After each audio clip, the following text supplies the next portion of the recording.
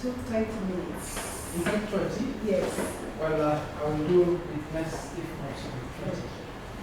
My ladies and gentlemen, My brother on the left is keeping time and he's very strict. I'm the only black English one now, so don't worry about time. My ladies and lords, this motion is opposed in terms of the client affidavit filed by the first respondent. The affidavit is sworn on the 18th of January 2020. An application for stay of execution. The order sought to be stayed is an order of the High Court made on the 4th of December 2018. It is imperative that we interrogate what the order of 4th December directed. This order is instructed in the supplementary affidavit filed by the applicant this morning. The first element of the order directed the applicant to issue the first respondent with a tax compliance certificate by the 6th of December 2018.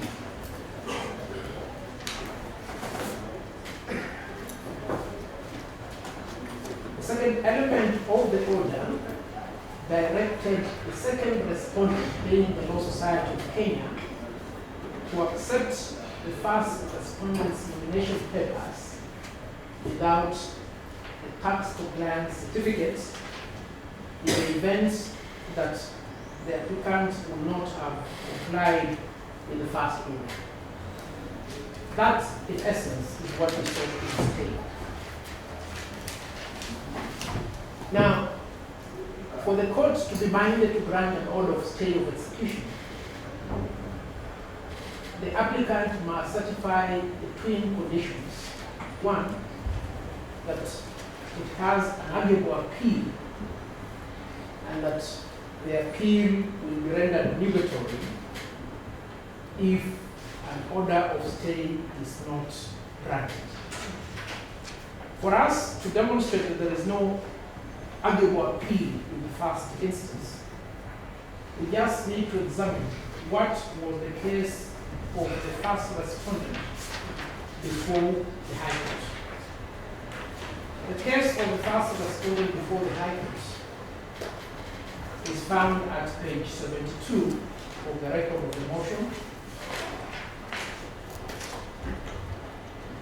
Relevant grounds at page 79 to 80. In a nutshell, the first respondent required a tax compliance certificate to enable him to submit his nomination papers for election.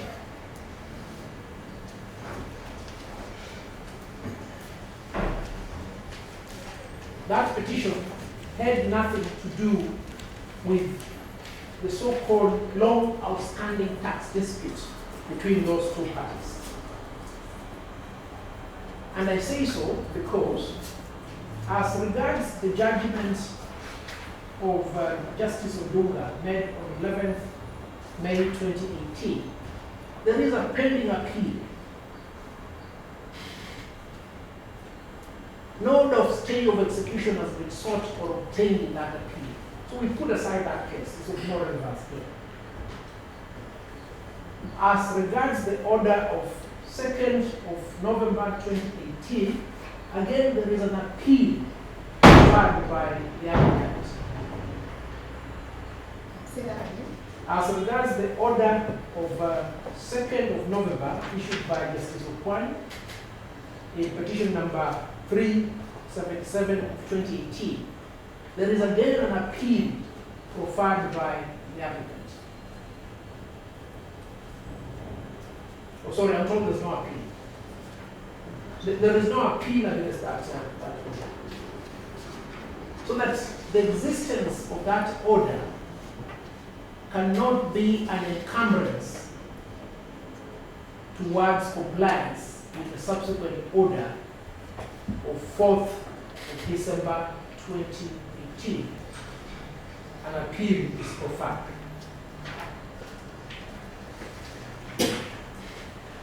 Back to page 80 of the record of the motion, by the time the first respondent made this request before the High Court, he had tax compliance certificates for the period 2011 up to 2017, a total of 7 years. We have certificates for which years? From 2011 to 2017. So that it is properly contextualized this matter. This is not a tax dispute as we speak right now. These are questions as to whether the first respondent should be allowed to run for election of LSK male member representative in TDC. The rest are just but sideshows. Now, let's see how the learned judge of the High Court arrived at her determination. And you will find this at page 223 of the record of the motion. And I'll commence reading at paragraph 10 at page 223. And this is what the Honorable Judge of the High Court said. It is not disputed the tax compliance certificate sought through the instant petition is one of the requirements of the said nomination. That is paragraph 10 at page 223. Paragraph 10. There's number 38 in the... So we go to paragraph 10. Oh, sorry, I was looking at the 10th line, sorry. For the 10th. Yes, 10th line on paragraph 38. 10th line. It is not disputed the tax compliance certificate sought through the instant petition is one of the requirements of the same nominations. It logically follows that without the tax compliance certificates, the applicant will not be able to contest in the same elections, thereby losing the opportunity to be a candidate for public office.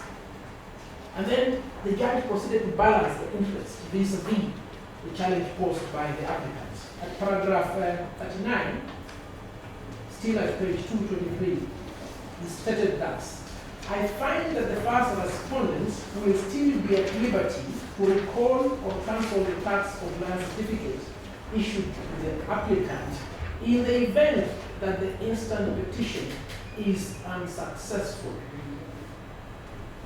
And it is on this basis, therefore, that the judge proceeded to grant the two orders.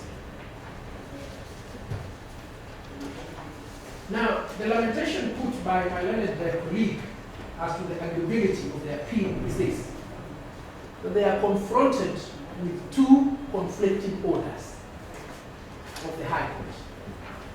There are no two conflicting orders of the High Court. In fact, the orders are complementary. His second belief as to why he espouses an arguable case is that compliance with the order of forth will entail contravening the constitutional requirements to treat everybody with equality on matters tax. Nothing can be far from the truth. Compliance with a court order is indeed compliance with the Constitution. I say so with a lot of strength because under Article 10 of the Constitution, anybody enforcing, interpreting the Constitution or making a decision is guided by the principles of good governance made therein. And the hallmark of good governance is compliance with good orders.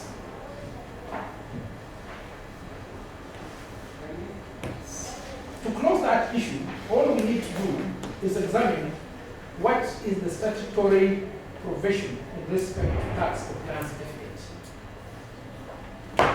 My ladies and gentlemen, I've provided an extract of the relevant statute, Tax Procedures Act, number 29 of 2015.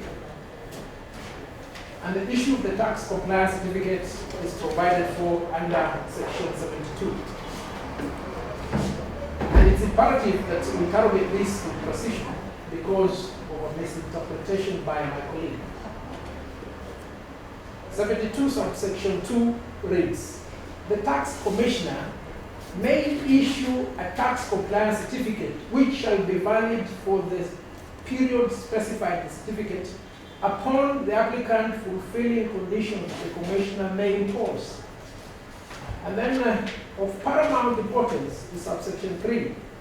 The tax commissioner may revoke a tax compliance certificate issued under subsection 2 if the commissioner finds that the person has failed to honor a demand for tax issued by the commissioner or has violated provision of the tax law. Now, therein lies the answer. In the judgment given by Justice Odunga on 11th May 2018, the erroneous tax query was quashed. So there's no tax query. In the decision made by Justice Okwan on the 2nd of November 2018, the applicant was not precluded from doing any tax inquiry. He was only prohibited from arresting, harassing, or intimidating the first respondent.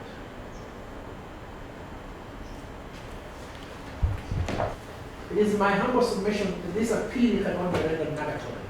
Why? Because we've seen, by the time of the making of the order of 4th of December, the first respondent had tax compliance certificates with effect from 2011 to 2017. The certificate for 2018-2019 had been withheld in our humble view to preclude him from running for office. The court has decreed that he be given that certificate. The court has further decreed if the applicant fails to issue that certificate, his nomination papers will be received. And as we speak, the first respondent has submitted his nomination papers. The Law Society of Kenya will issue the list of nominees on the 7th of February. You do not require to have studied atomic physics to realize the mischief underlying this application. It is intended to forestall that exercise.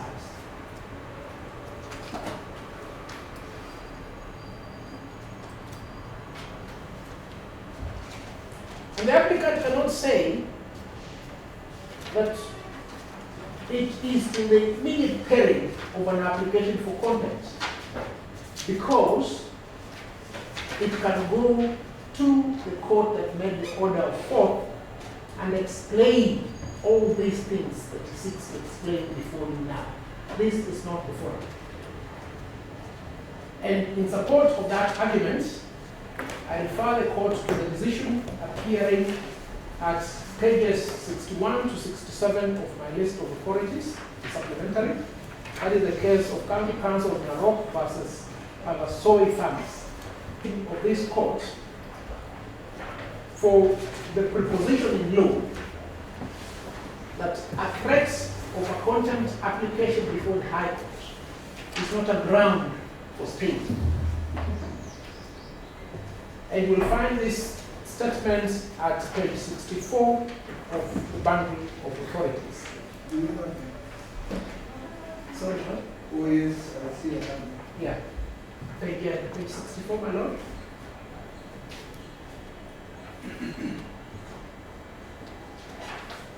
It's paginated at the top. So at page 64, the Court of Appeal rejected a request for stay and told the applicant then, go before that High Court. Tell the court the incapacity you suffer in complying with the court order, because it will not render the appeal legal. The second decision is the one appearing at pages 68 to 73. I suffer the misfortune of having been with the applicant. You will find the relevant holding at page 72. At page 72 is the relevant holding. And the ratio decidendi emanating from this case is this, that the court will not give stay if the harm complained of is immutable. And the danger complained of by the applicant here is this, that we will have issued a tax compliance certificate. But we've seen under the statute, you can recall that certificate. So it is not a harm that is immutable. The flip side of it will be if you grant the order of stay, then of necessity, the first respondent will have been barred from running for election.